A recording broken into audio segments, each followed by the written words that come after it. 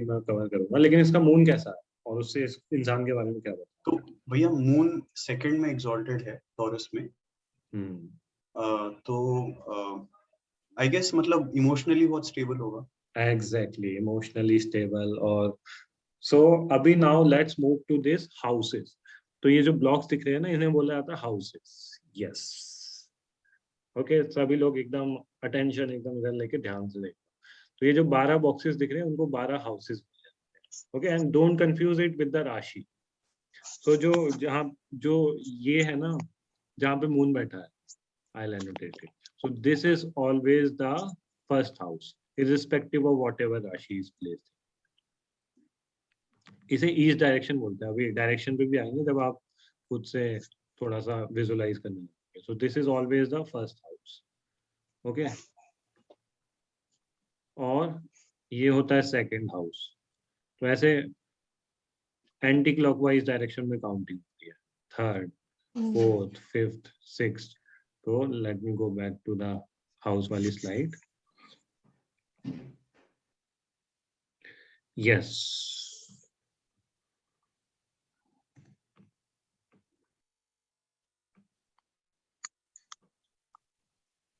हाँ, तो अभी अच्छे से देखो इस स्लाइड को, और इसमें पता लगता है कि जो हमारे 12 हाउस होते हैं ना, उसके करस्पॉन्डिंग हमारे लाइफ की कुछ कुछ प्रॉपर्टीज, इंपॉर्टेंट प्रॉपर्टीज जुड़ी रहती है हर 12 हाउस से। तो ये भी आपको याद करना पड़ेगा, एंड दिस इज वेरी। तो एक थंब रूल बता देता हूँ। फर्स्ट हाउस जो होता है that is about our personality और उससे रिलेटेड चीज, हमारी पर्सनैलिटी। सेकेंड हाउस होता है हमारी स्पीच। मेरे वीडियोस देखोगे ना और तो उसमें और पता लगेगा, स्पीच मेन पहला जो एक चीज याद रखो। थर्ड हाउस होता है हमारा भाई बहन, सिबलिंग्स प्लस हमारा करेज, ओके। फोर्थ हाउस होता है हमारी मदर से रिलेटेड और घर से रिलेटेड। फिफ्थ हाउस होता है हमारी एजुकेशन से रिलेटेड प्लस प्रोजेनिक, बच्चे आपके कैसे होते हैं, और प्लस पूर्व जन्म कर्मा से भी रिलेटेड होता है फिफ्थ हाउस। सिक्स्थ हाउस होता है आपकी डिसीजेस के बारे में बताओ, सिक्स्थ हाउस में कैसा प्लेनेट है। सेवंथ हाउस होता है आपकी शादी से रिलेटेड, आपके शादी और लाइफ पार्टनर से रिलेटेड। एट्थ हाउस होता है ऑकल्ट साइंस का, जो अभी हम पढ़ रहे हैं, एस्ट्रोलॉजी, योगा, प्राणायाम, प्लस एक्सीडेंट के बारे में बताता है, प्राणा से रिलेटेड होता है एट्थ हाउस। नाइन्थ हाउस होता है लक का, फॉर्च्यून का हाउस होता है, और वो गुरु और स्पिरिचुअलिटी का भी हाउस। तो बेसिकली स्पिरिचुअलिटी और किस्मत दोनों का हाउस नाइन्थ ही होता है। तो किसी की कुंडली से देखना है उसकी किस्मत कैसी है, you can simply look at the ninth house and tell, अच्छा कितना लकी रहेगा वो या कितना स्पिरिचुअल रहेगा। टेंथ हाउस आता है आपका करियर का, प्रोफेशन, करियर। तो किसी को गवर्नमेंट जॉब अगर देखनी है ना किसी की, तो you can simply check the tenth house, उसमें सन या फिर कैसे प्लेनेट है, कितना स्ट्रॉन्ग है, उससे पता लगा सकते हो आप कि ये गवर्नमेंट जॉब कर पाएगा, यूपीएससी या कोई एग्जाम क्लियर कर पाएगा कि नहीं। फिर 11th हाउस होता है, वो होता है गेन्स, पैसे आने का, गेन्स का, और जो कि सबसे ऑस्पिशियस हाउस होता है। मतलब ऐसा बोला जाता है कि 11th हाउस में जितने ज्यादा प्लैनेट्स हो उतना अच्छा होता है। कोई भी मेलेफिक प्लैनेट भी बेनिफिक हो जाता है 11th हाउस में। और 12th हाउस होता है आपका लॉसेस का प्लस मोक्षा का भी। Okay, so this is something you can note down, remember, जैसा भी करके आपको याद रखना ही रखना है, क्योंकि इसी के बाद सब कुछ प्रेडिक्शन चालू हो भैया एक डाउट है। गया। भैया जनरली जो जैसे चार्ट्स जो दिखाते हैं और उनमें जो नंबर्स लिखे होते हैं, तो वो नंबर्स हाउसेस के नंबर्स होते हैं कि राशि वाले राशि, राशि, वो that's what I was saying कि नंबर से आप राशि याद करो, दैट इज होते यूनिवर्सल। हैं? और हाउसेस इट इज कभी मतलब भी नंबर नहीं लिखते, वो आपको अच्छा, देख के पता लगता okay, so it is implied कि ये जो जैसे फर्स्ट हाउस यही ये वाला है। है। एग्जैक्टली। ओके ओके, ठीक।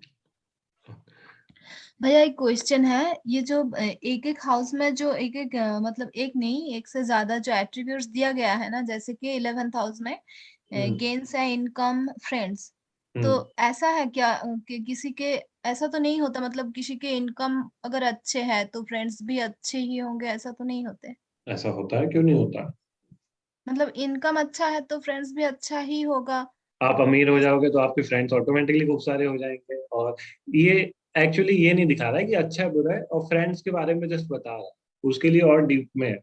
अभी आप बहुत ही बेसिक पढ़ रहे हो, फ्रेंड्स कैसे होंगे वो चलो वो भी मैं बता देता हूँ, फ्रेंड्स कैसे होंगे, उनका नेचर कैसा होगा। तो उस हाउस की जो भी, ज्यादा हो जाएगा, अभी रुक जाओ, अभी यही करो, उसको भावत भावम बोलते हैं।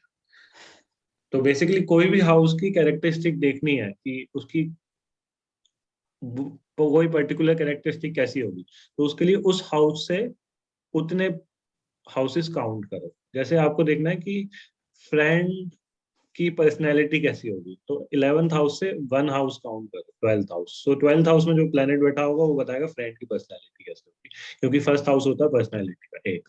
अभी आपको देखना है फ्रेंड्स की मदर कैसी होगी, आपके फ्रेंड्स होंगे उनकी family, home, mother, vehicle, property कैसी होगी, तो आपको 11th हाउस से वन 1 2 3 4 हाउस काउंट करना है, सेकंड हाउस में आ जाएंगे।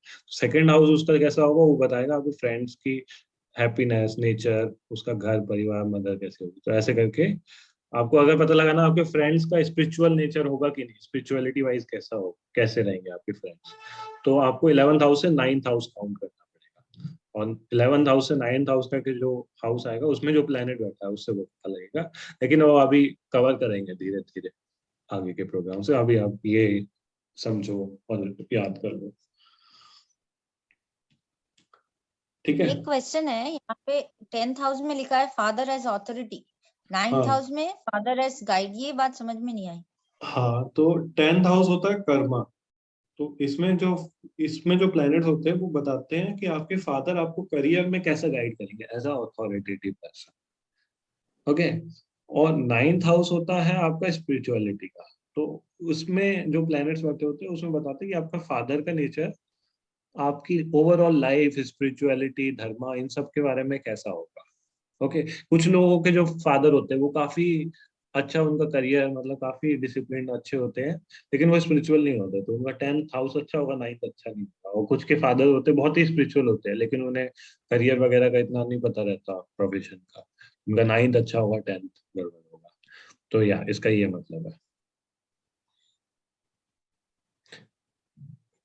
जैसे गुरुजी का 9th हाउस काफी स्ट्रॉन्ग था, 10th भी था, 10th में, लेकिन उन्होंने खुद से ही किया है कर्मा। लेकिन उनका 9th, तो उनके फादर भी एस्ट्रोलॉजर थे, गुरुदेव श्री रविशंकर के।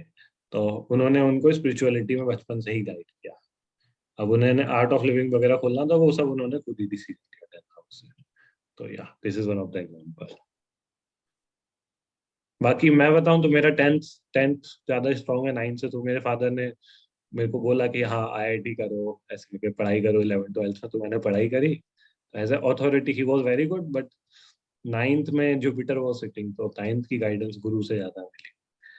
तो या अभी के लिए इतना काफी है, फिर धीरे धीरे और हम एक हाउस पे एक एक किताब है, इतने डीप में है एक एक हाउस। ये तो जस्ट बहुत ही छोटे छोटे एट्रीब्यूट। आप मेरे यूट्यूब पे वीडियोस देखोगे तो मैंने पूरा एक एक मतलब हाउसेस को काफी डिटेल में कवर किया है। ठीक है, तो अभी ये सबको याद हो गए।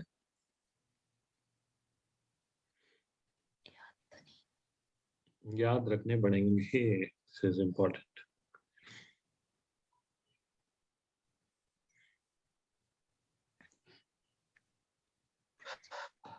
हितेशी, हाँ हितेशी जी, संगीता जी, आपका ना कैमरा अगर हिल रहा है तो आप देखो कहीं रख के उसे, या बंद कर लो चाहो तो आप। मेन है कि ये चीज समझ के याद होनी चाहिए अच्छे से। हाँ, या फर्स्ट, सेकंड, थर्ड, फोर्थ, अच्छा, अभी मैं थोड़ा सा विजुअलाइज करने के लिए बता देता हूँ ये एक्चुअली है क्या हाउसेस। तो these houses are basically the direction. Okay. तो जो फर्स्ट हाउस है ना, that is the east direction. तो सपोज कोई इंसान सुबह पैदा होता है सनराइज के टाइम, तो उसका सन हमेशा फर्स्ट हाउस में है। ठीक है, ऐसे करके I don't know may be if I have one slide on the direction part. ऐसे करके जो 7th हाउस है वो हो गया वेस्ट डायरेक्शन। तो जब शाम का टाइम होता है सूरज डूबने का, कोई इंसान 5, 6, 7 बजे पैदा हो रहा है तो उसका सन हमेशा 7th हाउस में होगा। ऐसे करके फिर रात में 12 बजे sun might be in the 10th house, sorry 4th house. Sun is moving in the clockwise direction, clockwise direction में। भैया एक डाउट था, आपने कुछ टाइम पहले बोला ना कि मतलब कुछ कंडीशंस पता लगाने के लिए आपको पर्टिकुलर हाउसेस देखना पड़ता है, पर उस हाउस की कंडीशन कैसे पता चलती है? मतलब कंडीशन मतलब क्या स्थिति है, कैसे पता चलती है? जो हाँ तो प्लैनेट मैं बैठा है। बता रहा हूँ ना, देखते हैं ये कुंडली देख लेते हैं वो पुरानी जो देखी। तो अभी इसका बताओ, इसका 5th हाउस कैसा है इस इंसान का? अच्छा, ये 5th हाउस। हम्म, भैया ये नंबरिंग राशि की है कि? हाँ राशि की नंबरिंग है, हाउस काउंट करने पड़ेगी खुद से। तो 5th हाउस में कौन सा प्लेनेट है, वो कैसा है, तो 5th हाउस कैसा या 5th हाउस पहले लोकेट ही नहीं कर पा रहा हूँ। है? हाँ करो लोकेट। एक मिनट, हाउस एक मिनट। Mercury Libra. अभी अभी हाँ भैया पता चला। हाँ ये मर्क्यूरी बैठा है 5th हाउस में। एक मिनट, तो 6 कौन सी राशि में बैठा है? वर्ग। मर्क्यूरी वर्ग। तो 5th हाउस की कंडीशन अच्छी होगी क्योंकि मर्क्यूरी एग्जॉल्टेड है। तो अच्छी नहीं, बहुत अच्छी होगी। मरकरी एग्जॉल्टेड है तो उसकी लाइफ में जो 5th हाउस रिलेटेड चीजें होंगी, उसके बच्चे बहुत ही अच्छे होंगे, एजुकेशन उसकी बहुत ही अच्छी होगी, क्रिएटिविटी, रोमांस और भी बहुत सारी चीजें होती है, पूर्व जन्म कर्मास। तो ये सब चीजें बहुत ही अच्छी होगी उसकी लाइफ में। अंडरस्टैंडिंग? तो ये ऐसे पता लगता है। चलो अच्छा, दोलन बताएगी इसका मैरिज कैसा होगा, इस इंसान का marriage, married life, life partner कैसा होगा? वो कौन से घर में होता है वो तो पहले देखना होगा। देख लो। अच्छा वो 7th हाउस में होता है। हाँ ओके। ठीक है, तो इसके 7th हाउस में कौन बैठा है, कौन सी राशि पे? 7th हाउस में तो कुछ है ही नहीं। 7 वही, ये देखो, ये आपको समझना पड़ेगा। अपनी पेन कॉपी में 2 ऐसे डायग्राम बनाओ, एक में लिखो हाउसेस और एक में लिखो राशि। राशि और हाउसेस में अंतर होता है। 7 जो नंबर है दैट इज राशि, नॉट हाउस। हाउस आपको कैलकुलेट करना है। तो 7th हाउस में सैटर्न बैठा है इसका ना। हाँ, और कौन सी राशि में बैठा है? स्कॉर्पियो में। हाँ, तो इसकी फिर मैरिड लाइफ और वाइफ के बारे में क्या बोल सकते हैं? स्कॉर्पियो का लॉर्ड होता है, क्या होता है स्कॉर्पियो का पहले लॉर्ड? तो ये बताओ शनि कैसा है इसका, खुश है, फ्रेंडली है कि न्यूट्रल है कि एनिमी है? मार्स के घर में है। तो मार्स और सेटर्न एनिमी है ना। मार्स और सैटर्न एनिमी या न्यूट्रल है? एनिमी एनिमी एनिमी है। ओके एनिमी है। हाँ, तो इसका मतलब सैटर्न खुश है कि दुखी है? शनि इतना खुश नहीं है, एनिमी साइन में बैठा है, राइट? हाँ तो मतलब वो उसके फिर मैरिज में थोड़ा दिक्कत रहेगा। थोड़ा प्रॉब्लम, मतलब मैरिटल लाइफ में सेटर्न का वो होगा हाँ, ना, तो इन्फ्लुएंस होगा। बेसिकली एक और इंटरेस्टिंग चीज है कि जो प्लेनेट आपके जिस हाउस में बैठा रहता है वो अपनी कैरेक्टरिस्टिक उस हाउस में छोड़ता है। तो शनि की क्या कैरेक्टरिस्टिक है, हितेशी बताइए चलो। What are the characteristic of Shani? सेवक। सेवक किसी के लिए करना, मेहनत करना, और न्याय करना। हार्ड वर्क, डिसिप्लिन, और down to the earth, lower nature. तो ये सब शनि की कैटेगरीज है, ठीक है। तो फिर देखा जाए तो ये सब तो मैरिज के लिए बेनिफिशियल होना चाहिए। अच्छा, तो मैरिज में आप यही करना चाहते हो, हार्ड वर्क और सेवा ही करना चाहते हो, तो फिर बेनिफिशियल है, आपको सेवा ही करनी है लाइफ टाइम, आपके लाइफ पार्टनर की। लेकिन हाँ, अच्छा। मतलब सेकंड ये भी है कि Shani is a malefic planet, malefic planet भी है। तो तो मैरिज के इसकी हाउस, वाइफ सेवा करेगी या फिर ये करेगा? मतलब इसमें क्या, एक क्वेश्चन डाउट है मुझे। तो वो ना, वो अभी बाद में डिस्कस करेंगे। उसमें एक्चुअली दोनों की कुंडली देख के मैच मेकिंग होती है। तो अभी भी जो मैं बोल रहा हूँ ना, ये एकदम फाइनल नहीं हुआ। इसके बाद ना दृष्टि भी होती है सारे। जो ग्रह जहाँ बैठा होता है उसके उसके अलावा वो देखता भी है। तो अभी ये कंक्लूड मत करो कि हाँ आप एस्ट्रोलॉजी सीख गए और जस्ट कुंडली देख के आप बता दोगे कि हाँ ऐसे हो गया। लेकिन या for the understanding purpose Shani बैठा है 7th हाउस में। I am trying to tell कि हाउसेस, वो हाउस कितना स्ट्रांग है, कितना वीक है, कितना पॉजिटिव है, कितना नेगेटिव है, वो पता लगा सकते हैं। तो डोलन आप क्या पता लगा पा रही हो 7th हाउस इंसान पे स्ट्रांग है कि वीक है? स्ट्रॉन्ग है कि वीक है? वीक है। वीक है ना? ओके हाँ। गुड। अभी प्रियंका बताएगी फर्स्ट हाउस इसका कैसा पर्सनैलिटी वाला।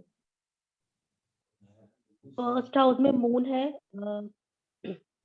इसका मतलब टॉरस। पर्सनालिटी वाइज अच्छा है सर। नहीं,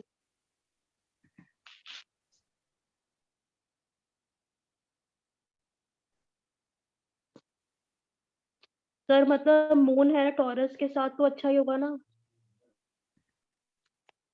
हेलो। यस यस, हाँ एनालाइज कर। हेलो।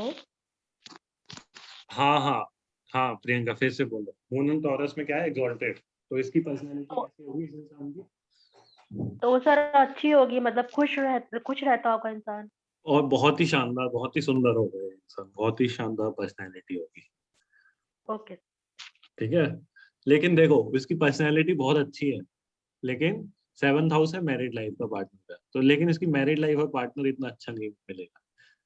तो बहुत सारे लोग सोचते हैं कि अरे ये हीरो हीरोइन है, जैसे ऋतिक रोशन है, उसकी पर्सनैलिटी कितनी अच्छी है, लेकिन उसका भी डाइवोर्स हो रखा है। हाँ जी। नाउ यू आर अंडरस्टैंडिंग ऐसा क्यों होता है life. Okay sir. Hrithik Roshan का फर्स्ट हाउस बहुत ही स्ट्रांग होगा, उसकी पर्सनैलिटी कितनी शानदार है, लेकिन उसका डाइवोर्स हुआ है, तो कुछ तो उसका 7th हाउस में होगा दिक्कत। तो आ रहा है समझ में? किसको नहीं आ रहा समझ हाँ में पहले जी, तो ये बताओ, सभी को आ रहा है ना? आ रहा है सर। अच्छा चलो, केतु के बारे में मैंने थोड़ा सा बताया था। तो इस इंसान का 9th हाउस कैसा है? उसमें केतु बैठा हुआ है। तू तो सर मोक्ष का वो है। यस, और 9th हाउस किसका होता है? गुरु का 9th सर। हाउस लक का और रिलीजन का और स्पिरिचुअलिटी सब का, गुरु का, गुरु का। हाँ, तो गुरु का। एक्चुअली केतु भले ही मलेफिक प्लेनेट है, लेकिन क्योंकि वो 9th हाउस में बैठा हुआ है, तो इस वजह से वो इंसान को काफी स्पिरिचुअल और मतलब it will give positive results overall. You can say positive कि result. 9th house is quite good क्योंकि केतु बैठा हुआ है। ठीक और है। इसकी राशि तो सैटर्न उसकी है ना सर, शनि के राशि में बैठा है। अच्छा हाँ, वेरी गुड क्वेश्चन। अभी राशि कैसे देखी जाती है? इंसान की कौन सी राशि है, कोई बता यहाँ सकता मून है? होगा सर, इसकी राशि टॉरस है। एग्जैक्टली, मून जिस राशि में बैठा होता है वही उसकी राशि होती है, वेरी सिंपल। तो मून जिस राशि में, अच्छा। तो अभी आप अपनी अपनी कुंडलियां खोल के बता पाओगे आपकी राशि कौन सी है, आपका कौन सा ग्रह हाउस स्ट्रांग है, कौन सा हाउस वीक है? चलो अच्छा, एक और देख लेते हैं कुंडली। तो ये देखो, अभी मैं फिर से क्लियर करवा देता हूँ ये डाउट। जो क्या, जो फर्स्ट हाउस होता है इस कुंडली में, हाउसेस वही है। अब फर्स्ट हाउस में कौन सी राशि है? कैंसर। कैंसर। सर ठीक है, अभी डोलन को डाउट था, तो इस कुंडली में 9th हाउस में कौन सी राशि है? 9th हाउस कौन सा है?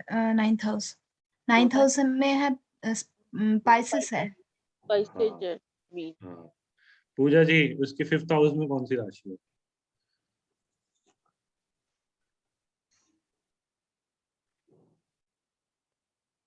लियो। अनम्यूट करना पड़ेगा।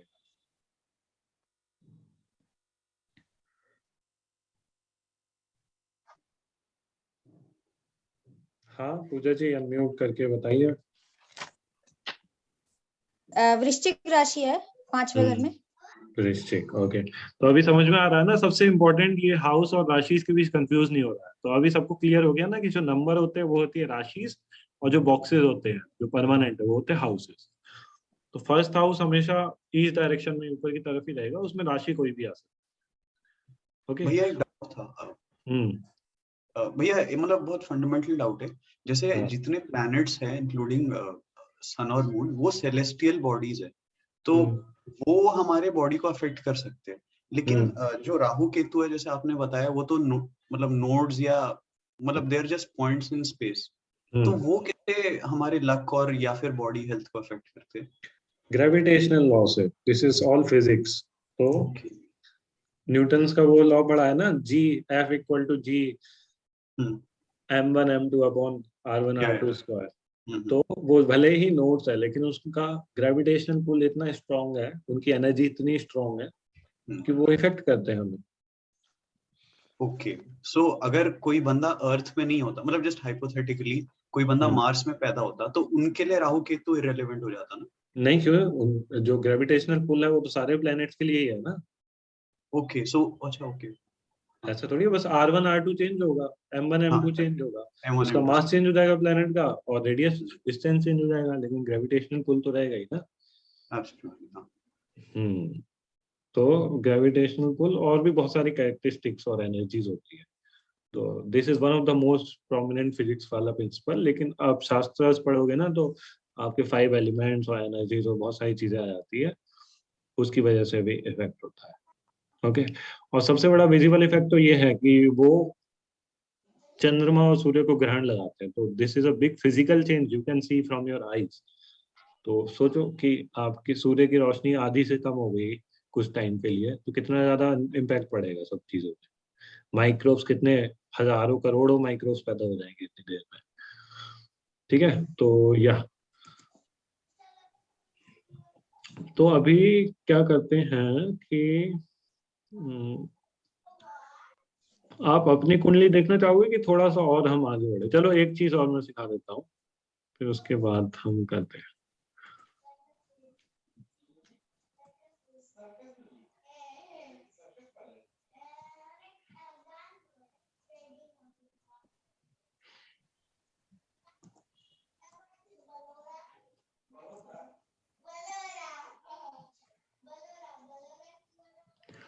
ओके, चलो तो इससे स्टार्ट करते हैं। तो हाउसेस की भी ना अलग अलग प्रॉपर्टीज होती है। तो जो ब्लू में हाउसेस दिख रहे हैं ना आपको, उसे बोलते हैं उपचया हाउसेस और द हाउसेस ऑफ ग्रोथ। तो ये हाउसेस ऐसे होते हैं जो टाइम के साथ साथ ग्रो करते हैं। तो जैसे 10th हाउस है, 10th हाउस किसका होता है? 10th हाउस, 11th हाउस कर्म, करियर। करियर। तो ये करियर। जैसे करियर हो गया, पैसे हो गए, ये टाइम के साथ साथ ग्रो करते हैं, राइट। जैसे 6th हाउस हो गया डिसीज, बीमारी का, बीमारी भी टाइम के साथ साथ बढ़ती है। ओके, सो ये जो हाउसेस होते हैं ना, वो टाइम के साथ साथ ग्रो करते हैं। अब 1st, 4th, 7th और 10th हाउस होते हैं ना, जो ये आपको रेक्टेंगल दिख रहा है पीछे, चलो पहले ये आप बना लो एक बार।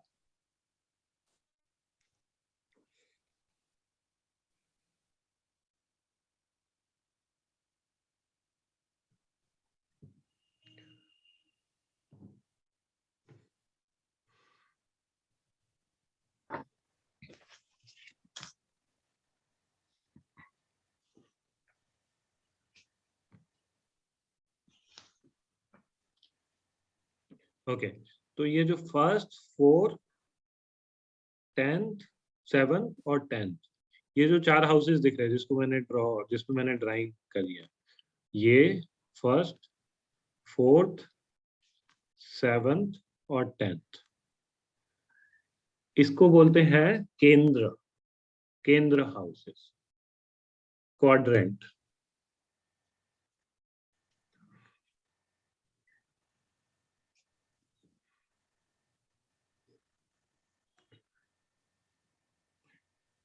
और क्वाड्रेंट हाउसेस की क्या बात होती है, क्या खास बात होती है कि इसमें कोई नेगेटिव प्लैनेट भी, मैलिफिक प्लैनेट भी बैठा हो क्वाड्रेंट में अगर, तो वो पॉजिटिव रिजल्ट देता है।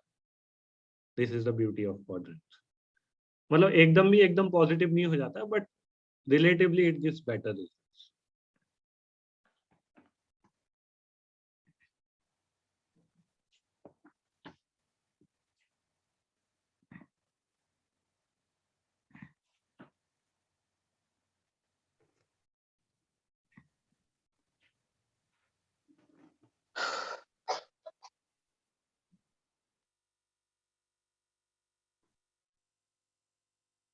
ओके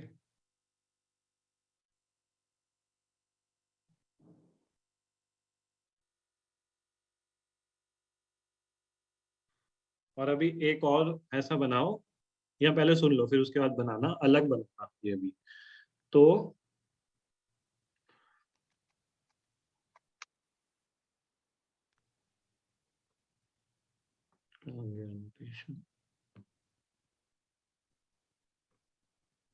यस, तो जो फर्स्ट हाउस, फिफ्थ हाउस और नाइन्थ हाउस होते हैं, नाइन्थ हाउस होता है, फर्स्ट हाउस, फिफ्थ हाउस और नाइन्थ हाउस होता है, उसको बोलते हैं त्रिकोण हाउसेस, लक्ष्मी ग्रह। पहले को बोलते हैं नारायण ग्रह, दूसरे को लक्ष्मी ग्रह, त्रिकोण हाउसेस, त्रिकोणा, ट्रायंगल, यू कैन राइट त्रिकोणा हाउसेस। अभी कौन ज्वाइन हो रहा है? हितेशी। ओके, तो इसमें भी कोई भी प्लेनेट, मेलेफिक प्लेनेट बैठा हो तो वो काफी अच्छा रिजल्ट देता है, auspicious. These are auspicious houses, quadrant also और ट्राइन हाउसेस। तो ट्राइन बोलते हैं त्रिकोणा या फिर ट्राइन हाउसेस, ये याद रखना ये, क्योंकि काफी काम आएगी टर्मिनोलॉजी। उपचया, हाउसेस ऑफ ग्रोथ, क्वाड्रेंट और फिर ट्राइन।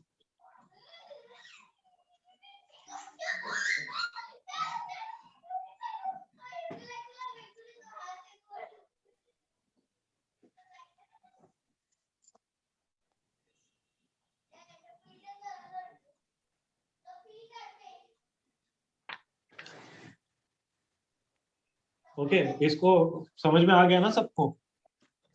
Yes sir. Yes.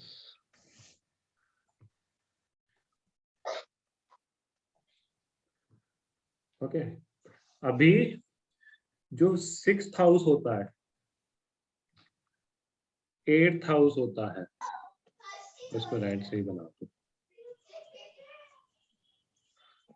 Life saving. हाँ, जो सिक्स्थ हाउस होता है, एट्थ हाउस होता है और ट्वेल्थ हाउस होता है, इन तीनों हाउसेस को बोलते हैं दुस्थानास या फिर नेगेटिव हाउसेस।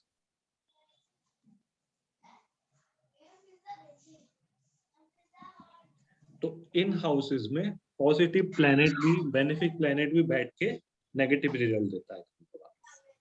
भैया 8th हाउस नेगेटिव क्यों होगा?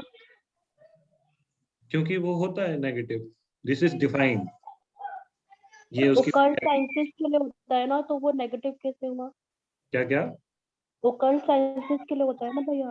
नहीं, वो कैरेक्टरिस्टिक जो भी हो हाउस की, वो किसी भी चीज के लिए, वैसे सिक्स्थ हाउस भी कुछ कुछ उसके भी पॉजिटिव कैरेक्टरिस्टिक होते हैं, लेकिन नेगेटिव इन द सेंस कि उसकी जो एनर्जी होती है, दूर स्थान, मतलब उसकी जो एनर्जी होती है वो थोड़ी सी नेगेटिव होती है, मतलब उसमें कोई पॉजिटिव प्लेनेट बैठता है ना अगर, तो वो नेगेटिव रिजल्ट देता है। बेनिफिक प्लेनेट मेलेफिक का रिजल्ट देता है, इस सेंस में नेगेटिव। ठीक है। ऐसा भी बोल सकते हो आप कि जिसकी कुंडली में 6th, 8th और 12th हाउसेस में जितने ज्यादा प्लेनेट है, उतना उसकी लाइफ में प्रॉब्लम्स थोड़ी सी ज्यादा हो।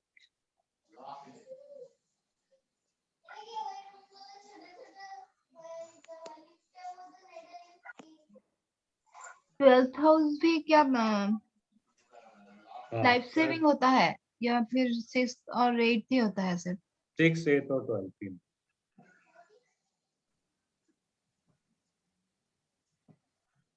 ठीक है, उदित आ रहा है ना समझ में?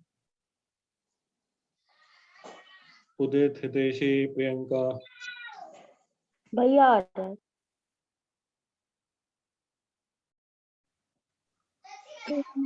मिस हो गया था, मेरा फोन बंद हो गया था। तो हाउसेस के बारे में बता रहे हैं, तो 6th, 8th और 12th हाउस नेगेटिव होते हैं, वहां पे जो भी प्लेनेट बैठा हो तो थोड़ा सा नेगेटिव रिजल्ट देता है। अगर विपरीत, विपरीत एक, ये आपने बताया था ना, ये तो मैंने सुना उससे पहले, जब आपने शायद ग्रीन वो लगाए थे हाँ सर्कल्स। ग्रीन लगाए थे मैंने, जो बीच के फर्स्ट, फोर्थ, 7th और 10th हाउस होते हैं, और फर्स्ट, 5th और 9th हाउस होते हैं। बेसिकली फिर से मैं एक बार लाइन खींच देता हूँ।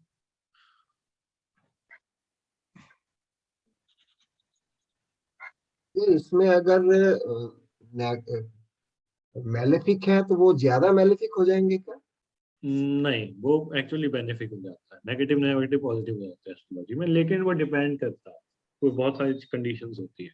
तो या this was a very good question भाई अरुण जी की मेलेफिक प्लैनेट है तो वो और खराब हो जाएगा क्या? तो इट इज नॉट नेसेसरी, वो उसकी प्लेसमेंट और कौन सी राशि में बैठा है और किस किस की दृष्टि है उस पर, उसके बेसिस पे वो उल्टा पॉजिटिव भी हो जाता है कोई बार। जैसे कृष्ण भगवान की कुंडली में शनि 6ठे भाव में बैठे थे जो कि शत्रुओं का होता है, लेकिन वो काफी स्ट्रांगली हाँ। बैठे थे, तो इसलिए उनकी सारी शत्रुओं पे विजय हो गई। तो उनके शत्रु रहे बहुत सारे, शनि 6th हाउस में है तो शत्रु बहुत सारे रहे, लेकिन उनकी विजय भी हुई सारे शत्रुओं पे। तो या वो धीरे धीरे सीखेंगे, अब एक दिन में सब कुछ नहीं सीख सकते, लेकिन हाँ दिस इज लाइक काफी कुछ आपने सीख लिया है आज भी। ओके, तो यस, एनी मोर क्वेश्चंस इस पे? वैसे ही त्रिकोण जो ट्राइन है उसमें बेनिफिक और ज्यादा बेनिफिट नहीं एग्जैक्टली, यस यस। जरूरी नहीं है कि और ज्यादा बेनिफिक हो। नहीं नहीं नहीं, बेनिफिक पॉजिटिव मतलब तो पॉजिटिव, बेनिफिक बेटा अगर ट्राइन में तो और अच्छा हो जाता है वो। और अच्छा होगा। हाँ, और मेलिफिक बैठा है वो भी अच्छा हो जाएगा, this is the beauty.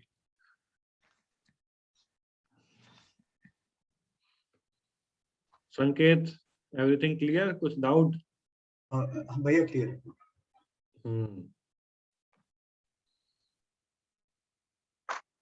Okay,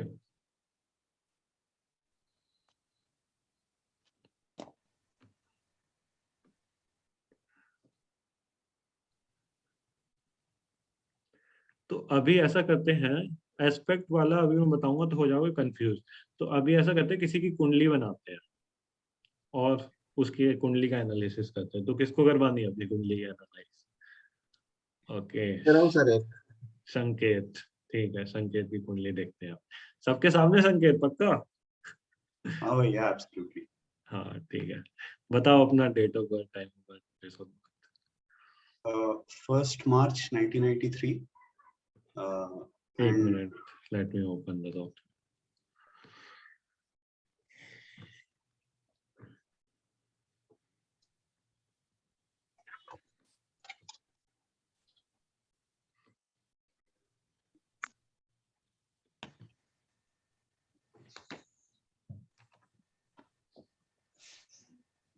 तो अभी हम लोग स्टैटिक पार्ट पे, एस्ट्रोलॉजी के दो पार्ट होते हैं एस्ट्रोलॉजी के।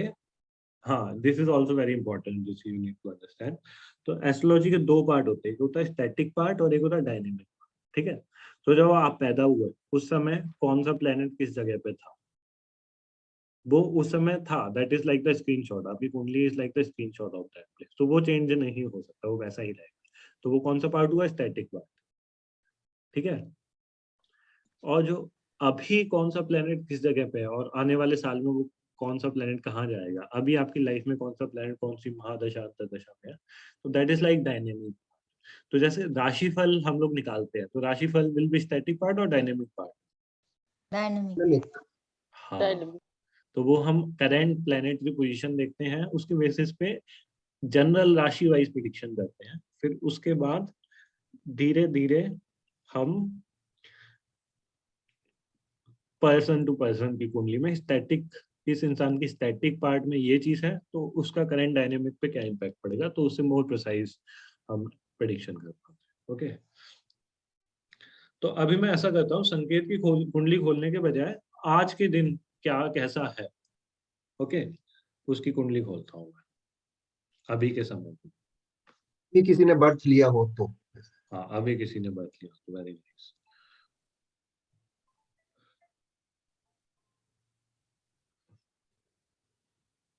भैया तो पुरुषार्थ किस तरह इफेक्ट करता है? जैसे अगर हम अभी कुछ कर रहे हैं तो वो भी अगर कुछ अच्छा कर रहे हैं तो प्लैनेट्स चेंज होंगे या कुछ अंतर आएगा?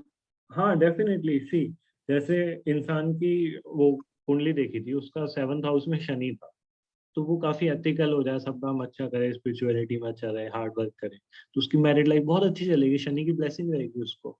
तो बेसिकली जो प्लेनेट आपका जिस भाव में है, आप अगर उससे रिलेटेड काम कर रहे हैं तो वो प्लैनेट और स्ट्रांग हो जाता है और उसकी ब्लेसिंग मिलती है। ओके, सो ऐसे करके पुरुषार्थ से आप अपने प्लैनेट्स को स्ट्रांग बना सकते हैं, पुश कर सकते हैं। लाइक जैसा वीडियो था, वीडियो में क्या बताया था कि प्लैनेट्स को एक इंसान समझो, देवी देवता समझो, ठीक है, और सारे देवी देवताओं को खुश किया जा सकता है। कैसे किया जाता है? उनके करस्पॉन्डिंग वाली चीजें और अच्छे से करो। जैसे शनि को खुश करना है तो और सेवा करो, और मेहनत करो, और डिसिप्लिन रखो लाइफ में। ओके, तो ऐसे करके गुरु को खुश करना है तो पता ही है सबको गुरु तो कैसे खुश होते हैं, और गुरु जी हैं जिसके तो उसके तो गुरु खुशी होंगे। तो यही पुरुषार्थ का काम होता है। तो इससे आप अपनी कुंडली के जो हिले हुए प्लैनेट्स होते हैं उस पर स्पेसिफिकली काम करके। इस बात पर उन सबका स्ट्रांग है? नहीं, सबका गुरु स्ट्रांग नहीं है ना, क्योंकि एक स्टैटिक पार्ट आपकी कुंडली में गुरु आया है और वो जो गुरु है वो डायनेमिक है। तो अभी स्टैटिक पार्ट अब जब पैदा होते उस समय गुरु ग्रह कहाँ था, कौन सी राशि में था? किसी का गुरु मकर राशि में था और किसी का कर्क राशि में था। तो उससे पता लगेगा कि स्ट्रांग है कि वीक है। ठीक है, अच्छा एक काम करें क्या, अभी आज के लिए थोड़ा सा ज्यादा भी हो गया और मेरे को ना एक अर्जेंट कुछ तो बुलावा आ रहा है, तो हम लोग कल मिले किसी टाइम आधे घंटे के लिए, और आप लोगों के डाउट होंगे वो भी आप पूछ लेना। आज अभी जल्दी खत्म करते हैं और कल मिलते हैं, और आज रात को तो मिल ही रहे हैं। तो कल किस टाइम मिल सकते हैं? कल 3:30 से 4 आ सकते हो क्या? आधे घंटे। हाँ, टाइम यही ठीक रहता है सर। तो संकेत का ऑफिस रहेगा, कौन कौन नहीं आ सकता 3:30 से 4? संकेत नहीं आ सकता, और बाकी सब आ सकते हैं। उदित आ सकते हो क्या 3:30 से 4?